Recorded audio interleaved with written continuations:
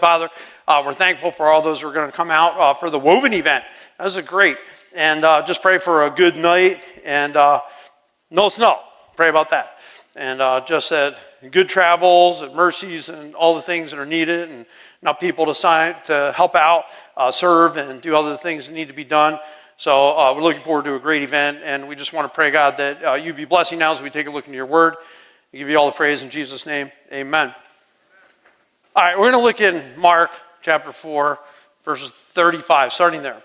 Now, I heard something, I was listening to a podcast the other day, and they got going about this comet that's out in space that's rectangular. Have you heard about this?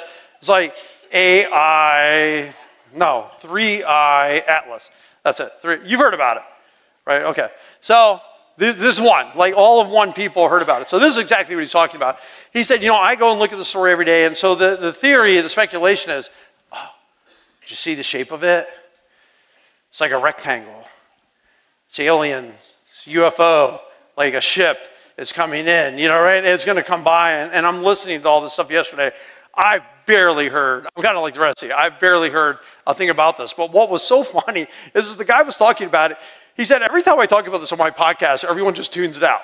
Like no one wants to hear about it. You're all leaving right now. I'm probably talking to absolutely nobody because nobody wants to listen or hear about it. And he said, actually, he goes, I really believe if alien life came here, I don't think we would care.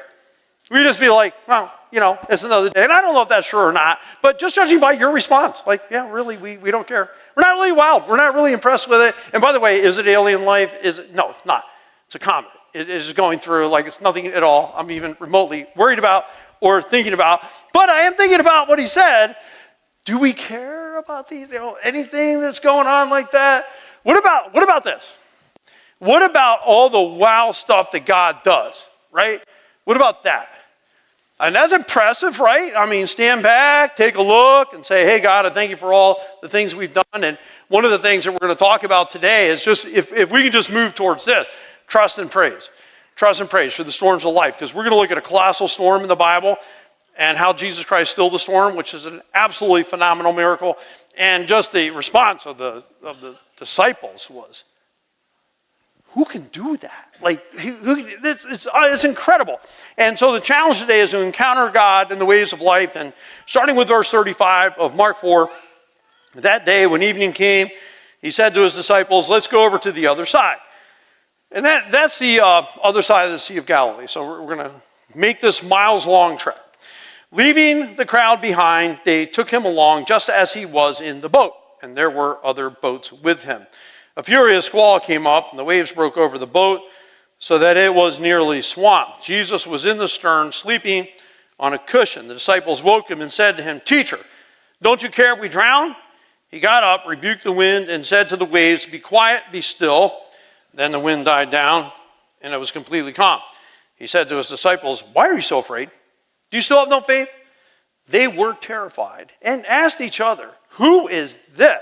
Even the wind and the waves obey him. Now, if the disciples did not know that Jesus Christ was divine before this event, I would say after this, they're going to be pretty convinced. Because who in the world could ever say to a storm, be quiet, and it's just quiet?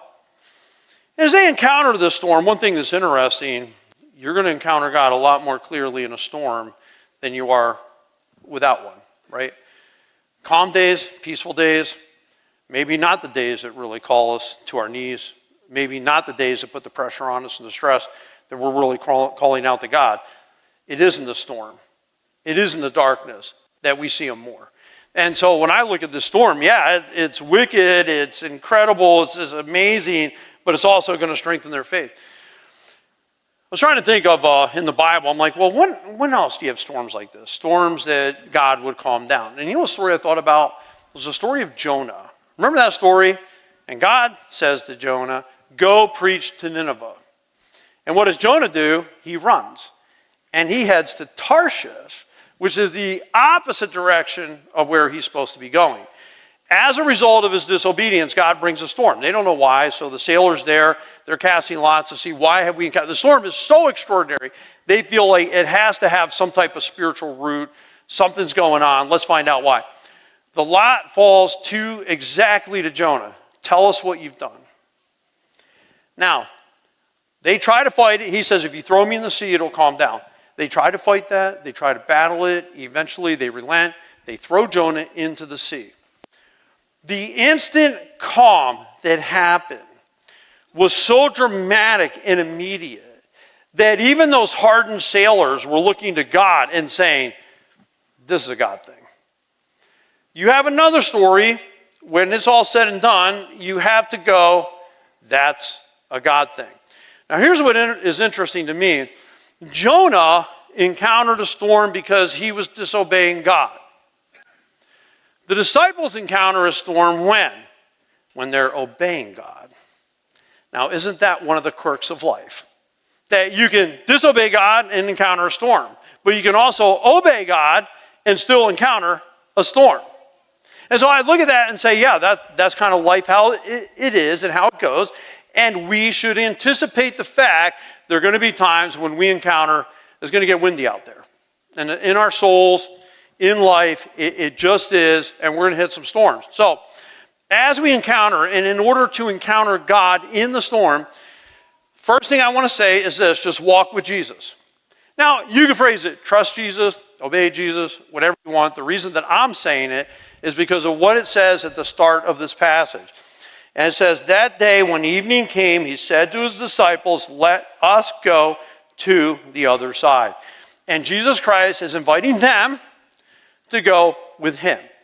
And in walking with Jesus, in following his lead, they're going to encounter a storm. Now, in the storm, they're going to see God in a way they wouldn't have otherwise. And they're also going to see things when they get to the other side. The reason that Jesus Christ, from my perspective, the reason that they're going to the other side of the lake is found out in the very next story. It's in Mark chapter 5. There is a guy that has basically become a resort for demons. This guy has a legion. That's like 1,000, right? My name is Legion. There's so many demons in this guy. He was so out there. Christ is going for this guy. And in going for this guy, they encounter this huge storm. But there's a reason. Now, do the disciples know when they take off in that boat that they're going to encounter horror movie worthy stuff? Like, this is really a bizarre story. You got a guy out there running around naked in the tombs, cutting himself with rocks. He's terrified everyone around him. And that is the guy. Do they know? No, probably not. And here's what I find in life. I don't have to know every detail before I take the first step in obeying God. I don't have to know what everything's going to happen. So if God, let's say, is calling you to fix a marriage, if God is calling you to join a ministry, well, what all is that going to look like exactly? What's going to happen? Well, I don't know, and you're probably not going to know either. There's plenty of things that I've done that I had to take the first step without having any idea of how it was going to pan out. And if I've got to wait to have every detail ironed out before I take my first step, guess what? There's a lot of God I'm not going to see. I need to be the type of person where, and we all do, where our faith is strong enough where we just say, hey, he's asking us to go. I don't have every detail, but I'm going to follow him. And let's note that Jesus Christ is not asking them to go anywhere. He's not going. You're going. He said, he doesn't say go. He says, let us go. We're going together. And I appreciate that. And that's a lot better if you're going out this time, you're in your family, and you're going to shovel the drive, let's say. I'd rather hear, let's us all go shovel the drive together than you shovel the drive. Right? It's just nice to have someone with you when you're doing these things. When Jesus Christ is calling to stuff, guess what? He's going with us. He's going to be right there. He's not asking us to do anything, go anywhere where he's not there. However, following Jesus Christ requires leaving some things because, again, it says there in verse 35, let us go over to the other side. And then verse 36, leaving the crowd behind, they took him along. And I was interested in that. I'm like, yeah, that's true. Obedience requires sometimes I leave things, right? And they're going to leave day. They're going to leave the comfort of knowing those shorelines, right? They're going to leave the success that they're having with the crowd and all those things. They're leaving all that behind to follow Jesus Christ. And sometimes you can't get somewhere without leaving a destination here. Now, sometimes, obviously, an easy analogy for us in Christianity is if I'm doing something wrong, I have to leave that to do something right, right? I mean, that would be an easy analogy for us to say, yeah, for any situation like that, I'm always leaving something. But one thing that they left was the convenience of their own timing, because what time of day are they leaving on this trip? Did you guys catch that? It's when? Evening. If you have a choice to sail, now this is going to be a 7 mile at least, I would say, at the widest point anyway, the Sea of Galilee is 7 miles wide. Would you rather make that sail in daylight or nighttime? I mean, clearly, all day long, I'd rather make it in the day. Now, one of the common things that you'll hear from a child, if you say to your kid, hey, I want you to take out the trash, or I want you to clean your room, or whatever, or I want you to unload the dishwasher, or load it, whatever it is. What's the most common thing you're going to hear? Do I have to do it now? Exactly. Now? Like right now? Or why now? When God is calling us to do something, my encouragement is this. Don't stand around saying, why now? Why do I have to do it now? How about just say this, I'm going to do it. Here's what the Bible teaches. If today you hear his voice, do not harden your heart. Now is the time to respond. You put stuff off, I'm telling you, you put stuff off and God off, and I don't care what it is, from taking some kind of step, you have no idea how long it might take you to get back to it. If he's laying something on your heart for you to leave something, to go somewhere, whatever it is, how about now? Right now. And we not worry about the convenience of my timing. And just say, God, I trust you. If that's something you want me to do, then that's something I'm going to do, and I'm going to do it now. They also leave what's easier because they leave the crowds behind. And I look at it this way. There's a lot of company in the crowd, right? And Jesus Christ has been teaching all day from a boat. He's got all kinds of people, and I would say it's a very successful ministry. So now he's going to depart from that very successful ministry, and he is going to go to reach one person. Now, I'd like to suggest that teaching from a boat, a bunch of people are there wanting to learn and hear what you have to say, is easier than is going to a man possessed by a legion of demons and throwing all those demons out, right? I'd have to say the one is probably easier, but sometimes when I'm following God, I'm going to leave the easier path. It says in the Bible that Christianity is the narrower way. Obedience is often harder. Sometimes staying and working through a marriage problem is harder than running. But we want to do the things that God is calling us to do. It was always, when I used to steelhead fish, there was a spot, Smolin Gulf Bridge, okay? You know, the big, long-covered bridge, and the Ashtabula River flows under it. And there was a spot there a lot of people would like to go, and we, as the guys who were from this area, we always refer to it as the tourist hole. So it's the tourist hole because everyone who just wants to drive, walk 100 yards from their car and fish. You start walking up the river, it's amazing how few people you saw. Why? It's a natural tendency. People just like to do what's easier. And once it requires a little more work, a little more effort, then what I found is that thinned out the crowds in a big fat hurry. Spiritually speaking, yeah, I mean, doing what's right at times, obviously it's harder, but it's also better. God, at a time in biblical history, the country, the nation of Israel, are enslaved in Egypt, right? And God tells Moses to go get them out, and Moses, through 10 plagues, leads those people out. Now, they were crying about it, they were whining about how hard it was to make bricks, and they hated it, and they've been crying out to God for hundreds of years, and God comes through and he moves them along. However, once they got out into the wilderness, that was a different story. They at times wanted to go back to Egypt. They wanted to go back to slavery because they were used to that and they felt it was easier. But you know what? They would have never become the nation they became if they had not left Egypt. You would never have a David. You would not have the Psalms. You wouldn't have had a Solomon. You wouldn't have had the Proverbs. You wouldn't have Ecclesiastes.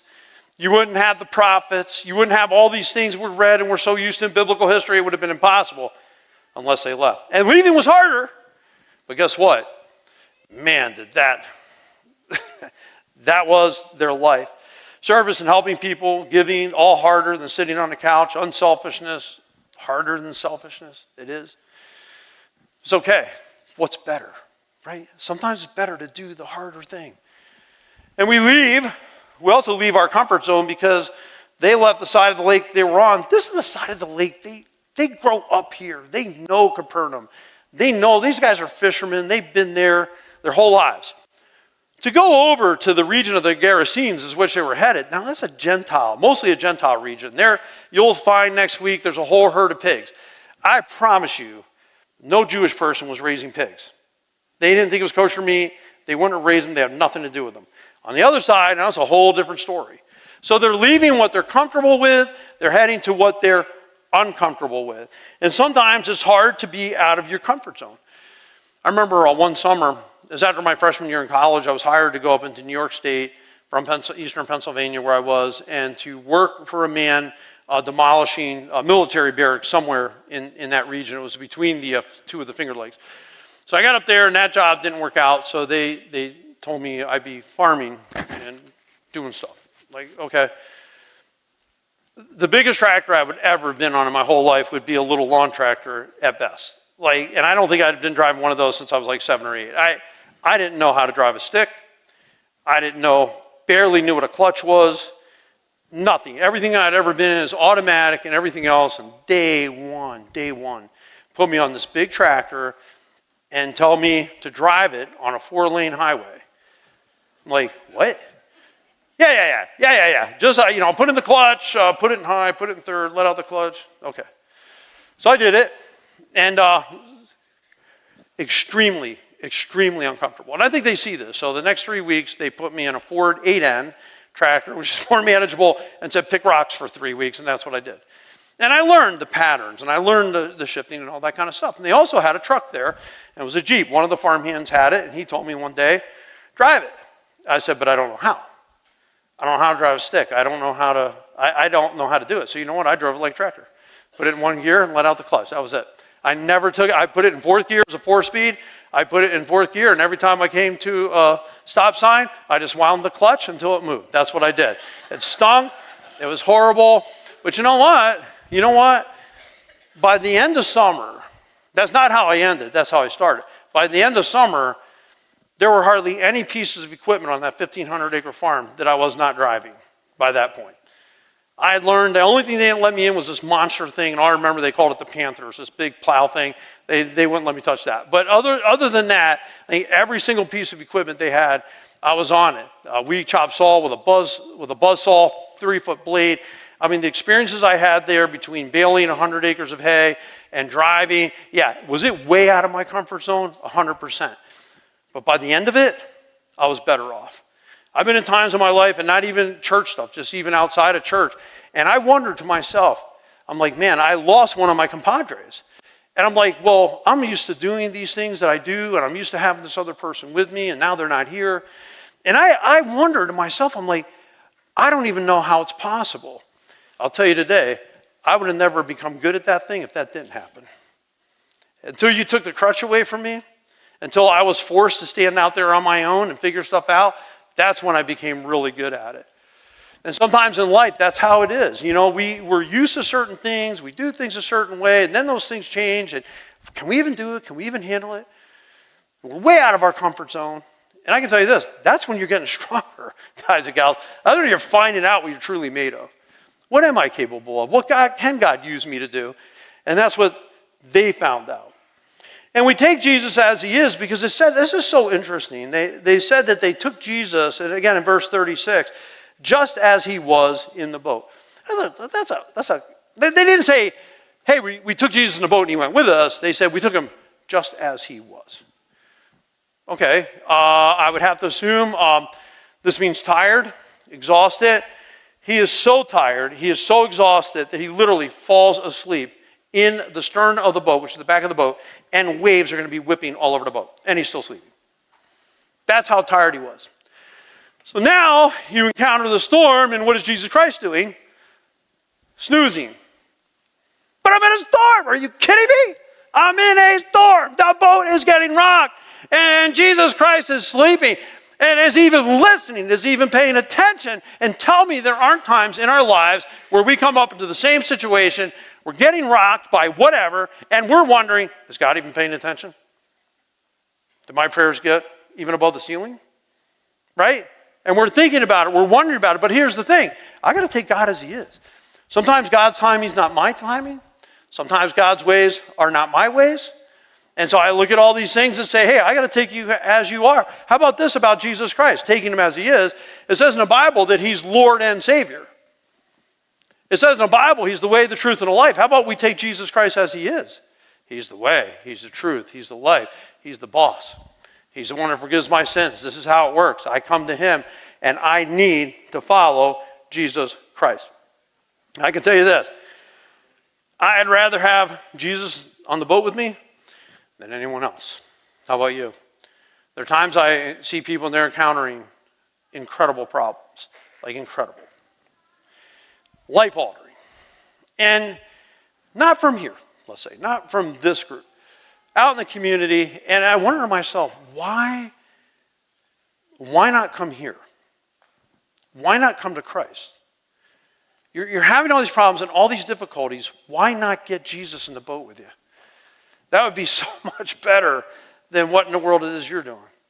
Which is, for some of them, going to bars and drinking and things like that. Okay, yeah, you might forget your problems for a while, but they're going to be right there when you come back too, right? So what about Jesus? What about having Jesus with me? Take Jesus with you. If we're going to encounter storms, we've got to be walking with him. And then we got to navigate the storm with faith, because in verse 37, it says this: a furious squall came up, and the waves broke over the boat so that it was nearly swamped. Now, being here in Lake Erie, we have seen some storms.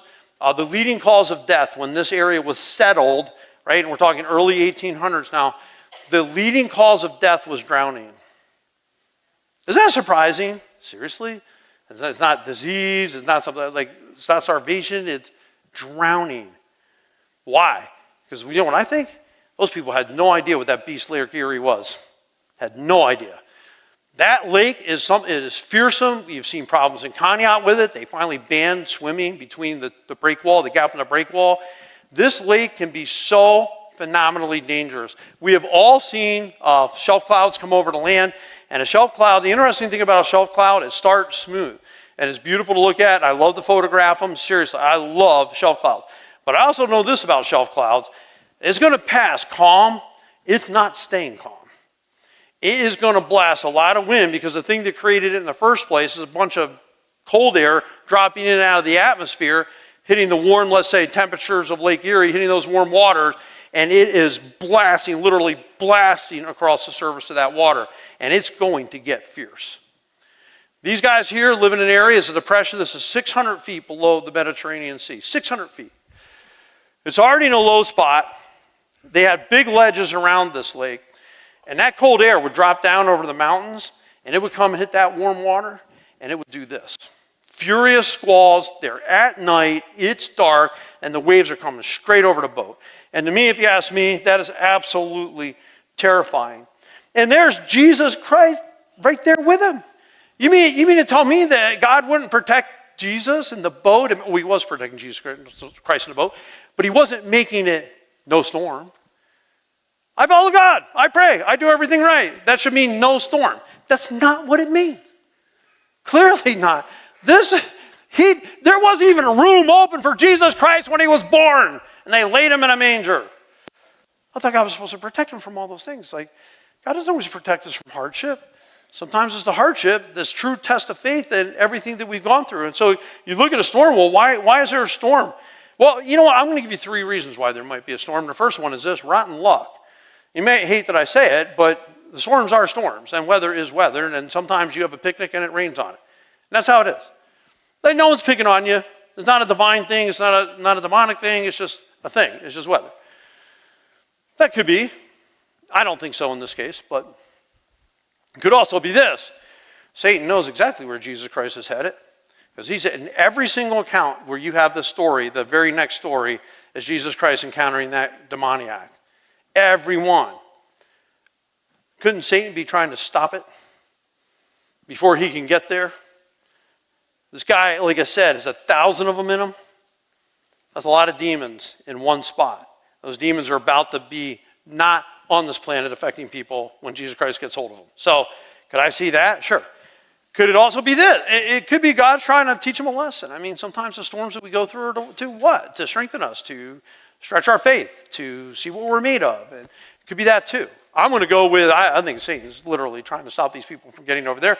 But whatever it is, just because you hit a storm doesn't mean you've been bad. It's not the equivalent of cold in your stocking. It's not. It just, you could be doing everything right and hit this, right? Everything. And still encounter a storm. So as I look at it, I would say, here's one thing I would do to navigate the storm. I would expect challenges. You start following God, you start doing the right thing, I would expect challenges. I told a young man, I was speaking to him recently, and he was talking about the changes in his life, and I told him, do not be surprised if your vehicle breaks down. Don't be surprised if you encounter problems you did not expect. And by the way, it did happen to him. It did. He goes, yeah, and it was right here in the church parking lot, actually. Right here it broke down. So, and I'm telling him, don't be surprised. Expect it. Anytime you're trying, it seems to me, when you're trying to make that forward progress, you're trying to make a decision for God, don't be surprised if some wind starts blowing. And I have some things that are opposing me and making that more difficult to my life. The thing is, we need to know I'm just going to expect it. When my children were little, and we had our firstborn, Cassie, and she cried a lot at night.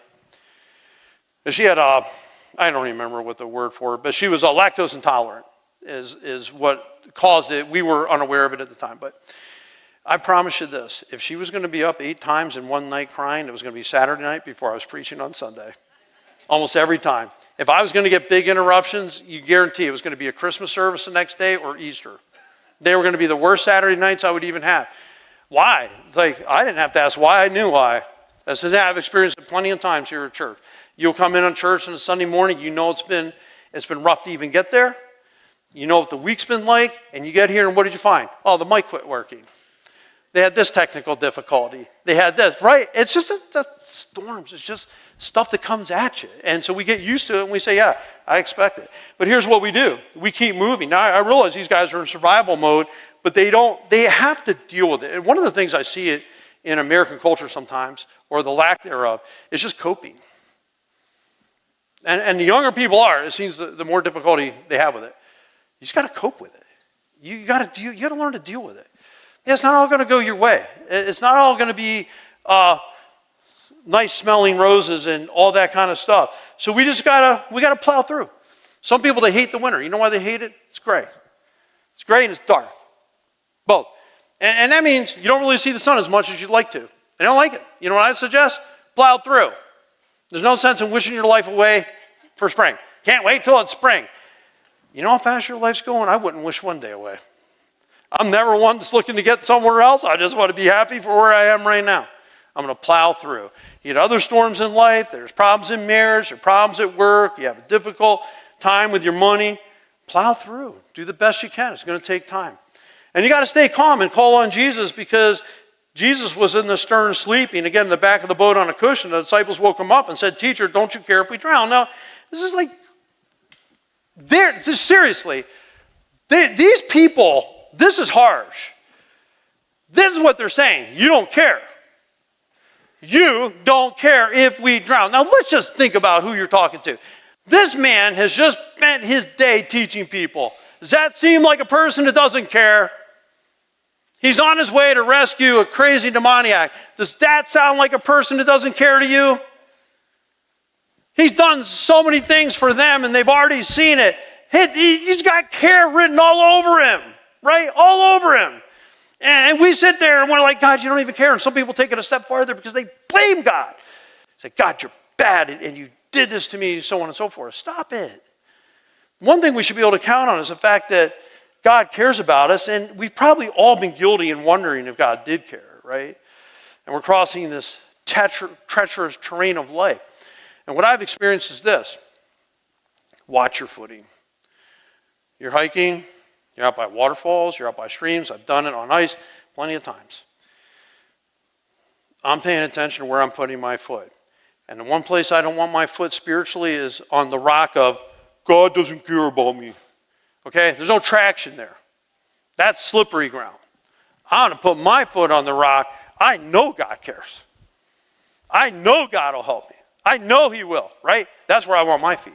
Because I don't want to be slipping all over the place. So if you wonder if you're going to make it, and I don't care, sometimes you're going to wonder, am I going to make it? Wonder all you want, as long as you know you will. Right? You might not know how it's all going to work out. And you might not know how you will make it. But know this, you will. And why? Because God's going to be with you, and as we see God work, then here's the thing I want us to do. Stand in awe. Man, what he did, verse 39, he got up, and it literally means like he woke up. As he's coming to, is like he's sleeping. They just woke him up like, okay, he's getting his bearings. He's awake, and what does he do? He rebukes the wind, and he said to the waves, be quiet, be still. Then the wind died down, and it was completely calm. Completely silent. Man. If there was anyone on this planet that did this in our modern day, and you had a weatherman that went out and didn't just predict weather, but told a storm to stop, and it stopped, there'd be a bazillion views of it. And that guy would be the most famous guy on the planet. That's the truth. Or gal. Here it is, Jesus Christ. He does it. It's God stuff. Absolute God stuff. And why do I say that it's God stuff? You see, as he sleeps, that's the humanity of Jesus, right? He's tired. He's human. But stopping a storm, that's the divine side. Listen to these words. We had them read during our worship service, during our singing time. Psalm 107, 28 through 31.